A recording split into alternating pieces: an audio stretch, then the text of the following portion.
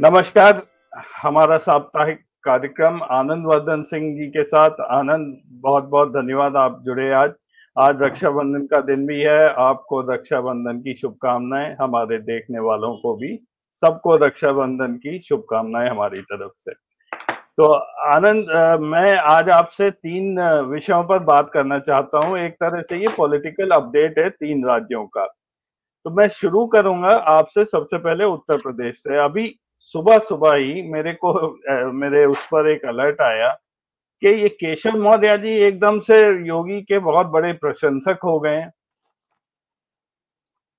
हम और आप पहले भी बात कर चुके थे कि केशव मौर्य जी अमित शाह के साथ मिलकर और योगी आदित्यनाथ सरकार को डिस्टेबलाइज करने की कोशिश कर रहे हैं। लेकिन ये एकदम से इन्हें क्या हो गया? आज सुबह सुबह कह रहे हैं वो कि योगी आदित्यनाथ जैसा कोई मुख्यमंत्री देश में ही नहीं है। तो ये एकदम से एक तो ये यू टर्न, और दूसरा मैं आपसे चाहूंगा एक टिप्पणी इस पर भी दे दें कि उत्तर प्रदेश में जो बाई इलेक्शंस होने थे 10, उनकी शायद डेट अनाउंस नहीं की गई है अभी। और लेकिन हलचल ऐसा सुनने में आ रहा है कि यूपी में बड़ी हलचल है इन इन बाई इलेक्शंस को लेकर। तो इन दो बातों पर मैं आपकी टिप्पणी चाहूंगा, आनंद जी। मैं पहले तो बाई इलेक्शंस की बात कर लूं। परसों जी। जब अनाउंस हुई डेट, तो जम्मू कश्मीर और हरियाणा की हुई। थोड़ा हम सब लोगों के लिए थोड़ा आश्चर्य था कि महाराष्ट्र को उन्होंने नहीं इंक्लूड किया, क्योंकि 3 नवंबर को हरियाणा की असेंबली का टर्म खत्म हो रहा है और 25 नवंबर को महाराष्ट्र का हो रहा है।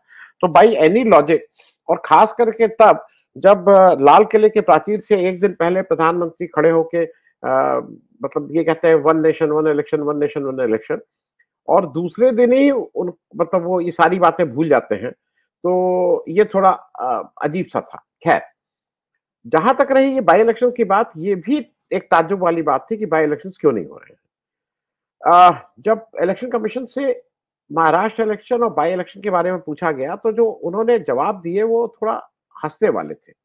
और अगर मैं कहीं मान लीजिए टीचर होता और इस तरह का कोई बच्चा कहता कि आप इलेक्शन, अरे आप काम क्यों नहीं करके आए होमवर्क, तो हम कहते नहीं, इंक खत्म हो गई थी।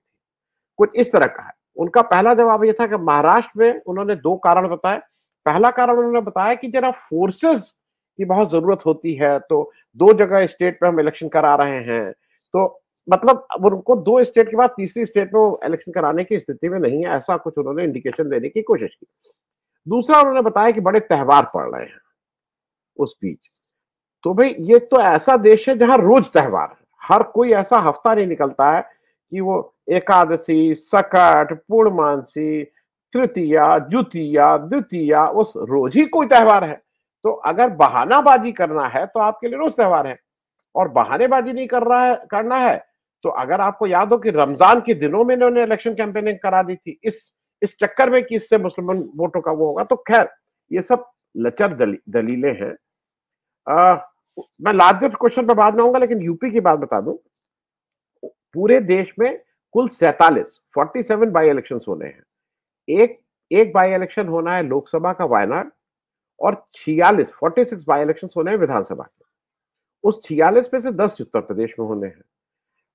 वायनाड में ये इसलिए उसको पोस्टपोन करते जा रहे हैं क्योंकि वहां से जो वायनाड से जो जीत के आएगा, वो इनके लिए बहुत कंफर्टेबल चेहरा नहीं है।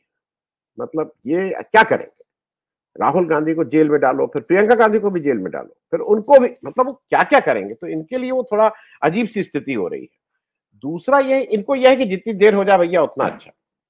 दूसरा यह है कि उत्तर प्रदेश के बाई इलेक्शन में जो इनिशियल जितने झगड़े थे, उसमें ये निर्णय करीब करीब तय। और देखिए, ये निर्णय ऐसा लगता है कि ये निर्णय, वो जो नेतृत्व में जो दो लोग हैं, उन्होंने ये निर्णय तो ले लिया है कि योगी आदित्यनाथ को हटाना है।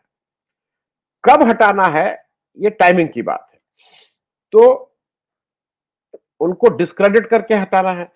कोशिश ये हो रही थी कि आदित्यनाथ को डिस्क्रेडिट करके हटाइए, तो लोकसभा इलेक्शन की सारी डिस्क्रेडिट डाल दीजिए उनके सिर पे। लेकिन वो डिस्क्रेडिट उनके चिपकेगी नहीं, उसकी वो डिस्क्रेडिट तो मोदी जी के ही सिर पे है। दूसरा ये हो रहा था कि जो स्ट्रैटेजी कई लोगों का कहना था कि 10 सीटें में उनको फ्री हैंड दे दिया जाए, और फ्री हैंड देने के बाद जब वो वहां हारे तो फिर उनको हटाया जाए। अब इधर योगी आदित्यनाथ भी वो चेस का खेल चल रहा है। जब 10 सीटों की बात हुई तो उन्होंने 30 मंत्रियों की ड्यूटी लगाई है, 30 ministers for this 10 seats. Duty लग गई है, अनाउंस हो गया है। अब जैसा मोदी जी कहते हैं कि साल भर लोग इलेक्शन मोड में रहते हैं, तो अब अगर उत्तर प्रदेश के कैबिनेट मंत्री लोग इलेक्शन ड्यूटी में ड्यूटी लगी हुई है कि यहां आपको देखना है, उस पे आदित्यनाथ जी ने एक काम ये किया कि एक सीट है फूलपुर, जो मूल रूप से हमारे केशव प्रसाद मौर्य जी के उसमें आती है। उन्होंने वहां का इंचार्ज बना दिया केशव प्रसाद मौर्य को।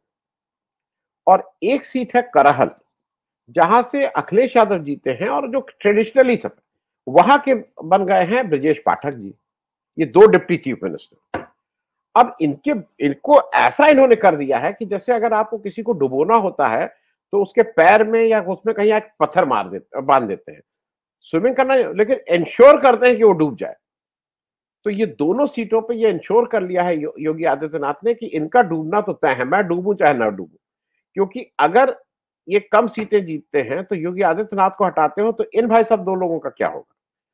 एक तो बात ये हो गई। दूसरा बात ये हो गई कि ये जो अभी आप चेंज भाषा देख रहे हैं, मुझे नहीं मालूम, मेरे पास तत्काल कोई सूचना नहीं है, लेकिन जब जब केशव प्रसाद मौर्य जी बहुत जल्दी जल्दी जा रहे थे दिल्ली, तो योगी आदित्यनाथ ने पल्लवी पटेल को बुला के अपने यहाँ चाय पिला दी थी। पल्लवी पटेल वही है जिन्होंने केशव प्रसाद मौर्य को सिराथू से समाजवादी पार्टी की टिकट पे उनको इलेक्शन हरा दिया था। अब इन्होंने उनको चाय पिला दी। मुझे लगता है कि कल हो सकता है कि चाय के साथ साथ खाने पे भी बुला लिया हो योगी आदित्यनाथ।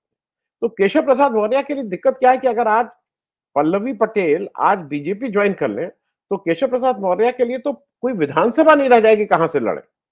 तो वो उनको समझ में आ रहा है और एकदम से ओवरनाइट उनको योगी जी अच्छे लगने लगे। तो ये भी चलिए, ये तो part and parcel of game है। हम लोग योगी जी की क्या बात करें। अगर अजीत पवार को एक दिन पहले मोदी जी बताते हैं कि भ्रष्टम व्यक्ति और दूसरे दिन गले लगा लेते हैं, तो ये बीजेपी के लिए बहुत आसान चीज है ये सब करना, और ये पुराने लोग हैं बीजेपी के लिए, तो इसमें कोई मुझे दिक्कत नहीं नजर आती है। यूपी में इलेक्शन इसलिए जो मुझे लगता है नहीं करा रहे हैं क्योंकि ये इनको लगता है कि यूपी अगर मान लीजिए ठीक हो गया तो क्या निर्णय है। यूपी का निर्णय थोड़ा फंसा हुआ है अलोंग विद दी जो राष्ट्रीय अध्यक्ष बनना है बीजेपी का, वो फंसा हुआ है देवेंद्र फडणवीस महाराष्ट्र से। तो 3-4 लोगों का एक दूसरे से रिलेटेड है। तो इनको यूपी इलेक्शन, महाराष्ट्र इलेक्शन, राष्ट्रीय अध्यक्ष, ये सब एक साथ ही निर्णय लेना होगा और शायद अभी इन लोग वो निर्णय ले नहीं पा रहे हैं। अजय जी। जी आनंद, अब मैं दूसरे विषय पर आता हूं। मैं थोड़ा झारखंड की बात करूंगा, बट लगता ऐसा है कि बीजेपी कुछ भी सुधरी नहीं है जहां तक दिखने में आ रहा है। एक तो मोदी जी की popularity is at the lowest. हर जगह जो सर्वे आ रहे हैं उसमें राहुल गांधी की पॉपुलैरिटी ज्यादा दिख रही है, वो परेशान कर रहे हैं मोदी जी को। फिर इन लोगों की भाषा बिल्कुल नहीं बदल रही, जैसे पहले काम करते थे वैसे ही अभी। और उसमें से एक इनका जो हथियार होता है वो ऑपरेशन लोटस होता है कि तोड़ दो किसी को खींच लो। तो हालांकि झारखंड का इलेक्शन में अभी टाइम है, लेकिन वहां पे ऑपरेशन लोटस ऐसा लग रहा है कि शुरू हो चुका है। ये इस स्लाइड में मैंने एक समरी दी है झारखंड के बारे में। 81 सीट्स हैं असेंबली में इस समय। इंडिया गठबंधन के पास 45 हैं और एनडीए के पास 30 सीट्स हैं। तो असेंबली में फिलहाल मेजोरिटी है और वहां पे शिबू ये अपना हेमंत सोरेन वहां के मुख्यमंत्री हैं, वो जेल वेल होके आए थे। लोकसभा इलेक्शन में जब आप देखेंगे तो लगभग वोट स्प्लिट हो गया था, 50-50% हो गया था। तो इसलिए बीजेपी ऐसा मान रही है कि they have a good chance in the legislative assembly अगर वो तोड़ दें जेएमएम को। और वही सारा शायद खेल चल रहा है। उन्होंने चंपई सोरेन को बुलाया हुआ है दिल्ली, वो दिल्ली बैठे हुए हैं। वो जैसा कि जीतन राम मांझी ने किया था बिहार में, शायद उसका हमें रिपीट देखने को यहाँ मिलेगा। तो आनंद, आपके विचार से ये झारखंड में क्या खेल चल रहा है? आनंद। हाँ, मैं थोड़ा इसका एक चीज और बता दूं। मेरे पास तत्काल वो मैं डेटा देख रहा था कि अगर सामने मुझे कहीं मिल जाता। जो अभी इलेक्शंस हुए 2024 के, now Jharkhand is the only state जहां पे इंडिया गठबंधन पीछे है एनडीए से, मतलब इन टर्म्स ऑफ पीछे किसमें, जो विधानसभा की सीट के हिसाब से अगर देखा जाए, मतलब एक आप ये देखते हैं ना कि किस सीट पे किसकी, कौन आगे है कौन पीछे है, उसमें अगर देखा जाए तो विधानसभा की सीट, मेरे पास तुरंत वो डेटा नहीं है, लेकिन by by by memory I am just telling you कि वो उसमें पीछे है। अब मुझे जो लगता है, जो मेरी मेरी अपनी अंडरस्टैंडिंग है कि ये, इसमें कहीं कोई दो राय नहीं है कि ये इंजीनियर्ड बाय बीजेपी है, इसको क्या कहना, मतलब चेंज ऑफ हार्ट उनका कहना, मुझे ह्यूमिलिएशन हुआ, मुझे, अरे भाई, मुझे ऐसा लगता है कि हेमंत सोरेन ने तो एक अच्छी परंपरा डाली थी। हेमंत सोरेन ने अपनी पत्नी को बनाने के बजाय आपको इसलिए बनाया था कि आप सीनियर मोस्ट थे, तो वो इज्जत तो बख्शी थी आपको। अब आपका कहना है कि वो जो आप अगर स्टेटमेंट देखिए तो बहुत चाइल्डिश है कि मुझे बुलाया तो एकदम से बताया नहीं तो वो अरे भाई, मतलब मुझे लगता है कि ये ऐसा स्टेटमेंट नहीं है कि जिस पार्टी में आप 40 साल तक रहे और आपने कहा कि मैंने ये किया वो किया, उनमें इन सब बातों पे आपको छोड़ना चाहिए। वो सीधे सीधे बीजेपी का ऑफर है। अब बीजेपी के साथ दिक्कत क्या है कि जो मुझे लगता है, अगर ये चंपई सोरेन को अपने साथ लेते भी हैं तो उसका कितना in terms of vote percentage फायदा होगा, ये थोड़ा एसेस करना अभी मुश्किल है, क्योंकि वहां पे एक बड़ा हिस्सा ऑफ ट्राइबल वोट वैसे भी बीजेपी के साथ था, और बाबू मरांडी और ये सब लोग उनके साथ थे। अब उसमें चंपई सोरेन उसमें क्या ऐड करेंगे, नंबर एक। नंबर दो, झारखंड में एक नए, अब तो ये भी मुख्यमंत्री के दावेदार रहेंगे ना। अब चंपई सोरेन जब वहां जाएंगे तो एमएलए का टिकट लेने के लिए तो जाएंगे नहीं, तो वो भी एक दावेदार होंगे। तो बीजेपी की जो इंटरनल पॉलिटिक्स जिसको आप पूरे देश में देख रहे हैं, जिसकी वजह से हाहाकार मचा हुआ है उत्तर प्रदेश में या कहीं पे भी, वो कहीं मुझे ऐसा लगता है कि लॉ ऑफ डिमिनिशिंग रिटर्न की तरह ये कहीं उनके अगेंस्ट बैठ जाए। वैसे Jharkhand is the only state जहां पे आ, मेरे हिसाब से आज एडवांटेज इंडिया नहीं है, इसमें कोई दो राय नहीं, there is no advantage India. मैं जैसे बाकी जगह हरियाणा में मैं कहूंगा एडवांटेज इंडिया, महाराष्ट्र में कहूंगा एडवांटेज इंडिया, लेकिन Jharkhand is a open election.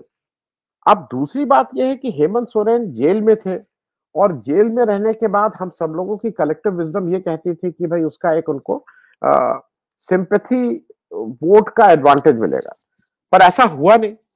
तो अगर ऐसा नहीं हुआ है तो अब हेमंत सोरेन कुर्सी पे रहने के बाद सरकार बनाते, देखिए बीजेपी को अगर ऐसा लगता है कि वहां पे उसकी सरकार रहेगी तो उसको जीतना ज्यादा आसान हो जाएगा, तो बीजेपी बिल्कुल सरकार तोड़वाने के चक्कर में रहेगी, क्योंकि इलेक्शन तो अब राउंड दी कॉर्नर है ना। इलेक्शन को दिसंबर में हो जाना है, हम अगस्त खत्म कर रहे हैं, सितंबर अक्टूबर अक्टूबर में कभी नोटिफिकेशन जारी ही हो जाएगा लेटेस्ट।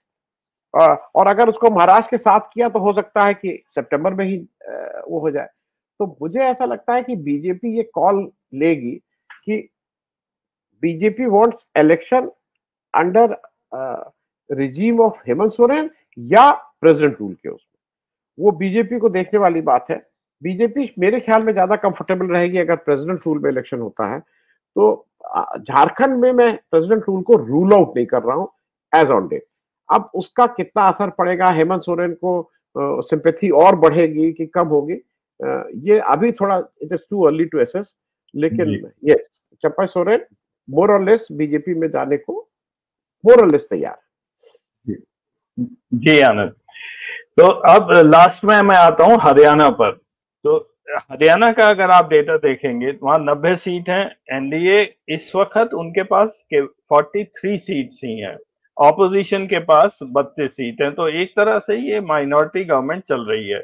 और अगर आप देखें तो यहाँ पे प्रेसिडेंट्स रूल तो लगा नहीं है, वो जस्ट उसे छोड़ दिया है कि अब इलेक्शन आ रहे हैं, तो किसी ने प्रेस भी नहीं किया इसके लिए।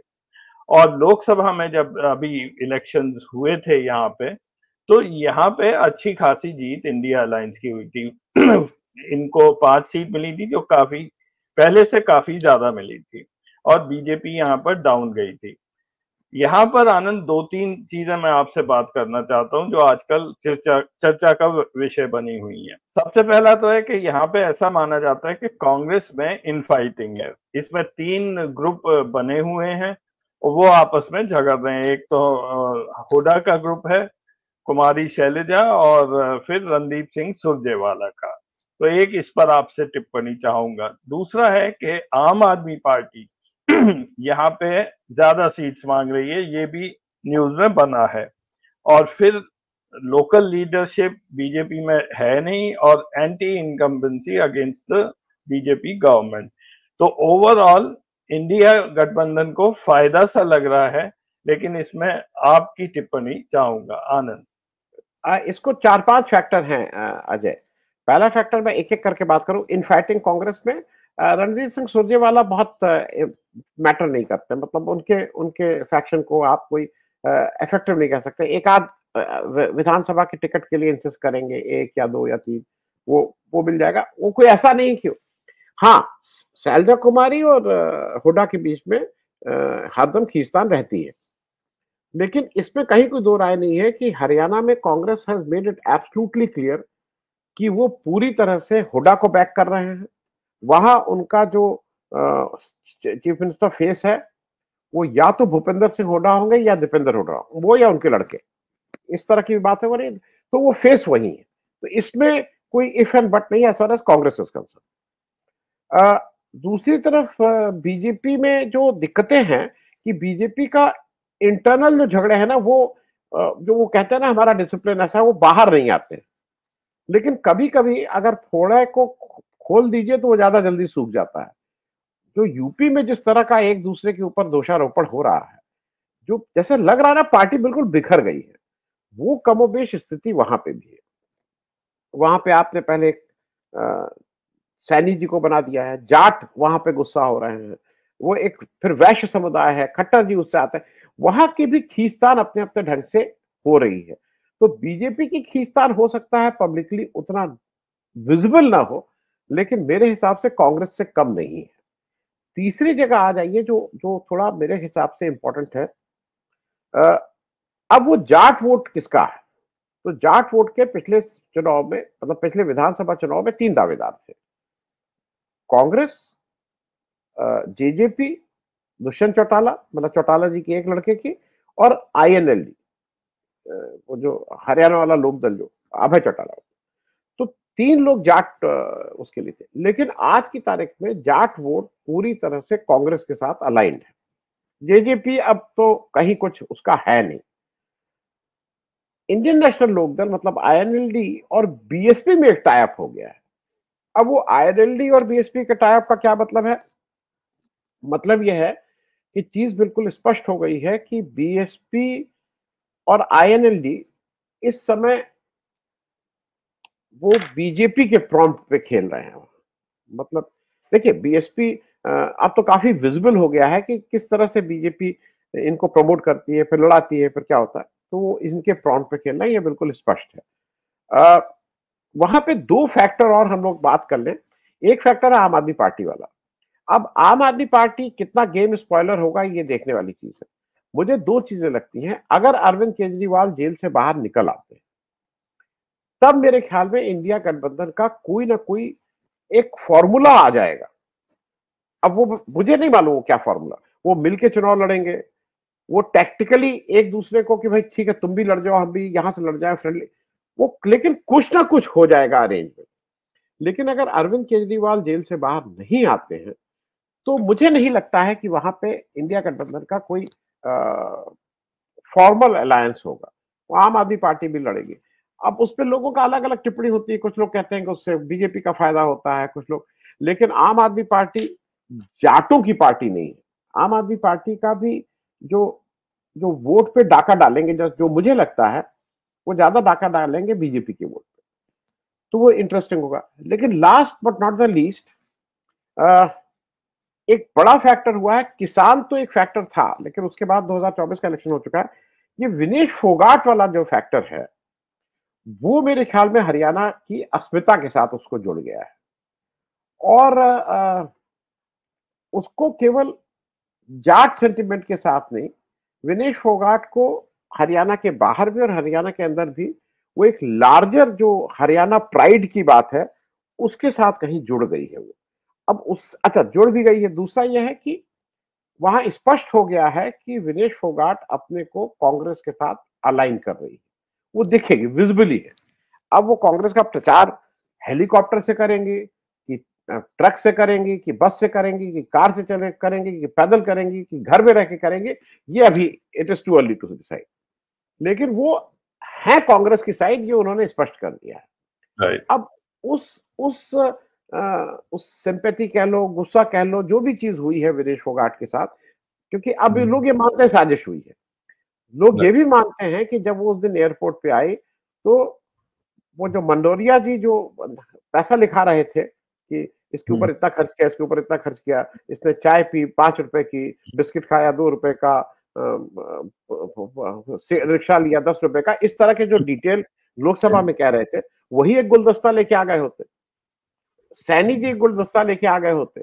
और हरियाणा सरकार की तरफ से ये आया है कि वो मॉडल कोड ऑफ कंडक्ट लग गया था, इसलिए हम लोग वहां नहीं गए। मॉडल कोड ऑफ कंडक्ट क्या सांस लेने पे भी लग गया है? आप अपनी कार से चले गए होते, या इन लोगों को सरकारी गाड़ियों पे चलते चलते आदत ये हो गई है कि इनकी जो निजी कार होगी वो शायद स्टार्ट भी नहीं होती होगी, बैटरी फैक्ट्री भी मालूम नहीं कहाँ होगी। मतलब हाउ यू कैन से कि एमसीसी लग गया इसलिए हम एयरपोर्ट नहीं गए हैं किसी को करने।